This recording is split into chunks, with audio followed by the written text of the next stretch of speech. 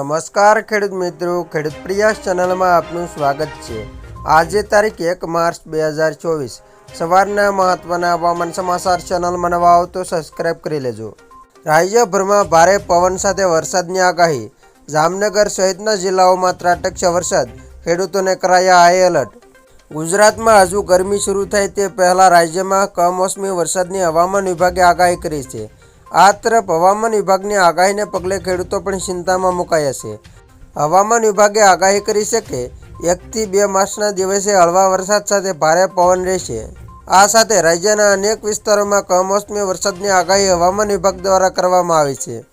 હવામાન વિભાગના જણાવ્યા પ્રમાણે 1 થી 2 માર્ચના દિવસે હળવા વરસાદ સાથે ભારે પવન રહેશે, જેમાં 1 માર્ચના રોજ બનાસકાંઠા, સાબરકાંઠા, પાટણ, દ્વારકા, જામનગર, મોરબી, ગીર સોમનાથ અને કચ્છમાં વરસાદની આગાહી કરવામાં આવી છે। આ સાથે 2 માર્ચના રોજ પાટણ, બનાસકાંઠા, અરવલ્લી, મહીસાગર, સાબરકાંઠા, દાહોદ, ગાંધીનગર, અમદાવાદ, મહેસાણા, ભાવનગર, અમરેલી અને ગીર સોમનાથ અને કચ્છમાં વરસાદ રહેવાની પણ શક્યતા વ્યક્ત કરાઈ છે। વેસ્ટર્ન ડિસ્ટર્બન્સના કારણે માવઠાની આગાહી કરવામાં આવી હોવાનું હવામાન વિભાગે જણાવ્યું છે। આ સાથે ભારે પવન ફૂંકાવાની પણ શક્યતા વ્યક્ત કરવામાં આવી છે।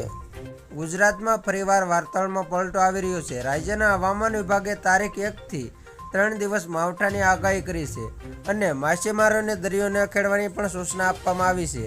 ઉત્તર ભારતમાં વેસ્ટર્ન ડિસ્ટર્બન્સ એપ્રોચ કરી રહ્યું છે, આથી ગુજરાતના કેટલાક ભાગોમાં વાદળછાયા વાતાવરણ સાથે છૂટાછવાયા વરસાદની શક્યતા છે।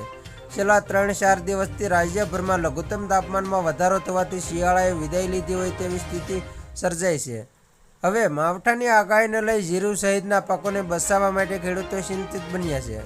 તો ખેડૂત મિત્રો, આ હતા સવારના મહત્વના હવામાન સમાચાર। ફરી વખત મળીશું નવી અપડેટ સાથે। ત્યાં સુધી જોતા રહેજો ખેડૂત પ્રયાસ યુટ્યુબ ચેનલ।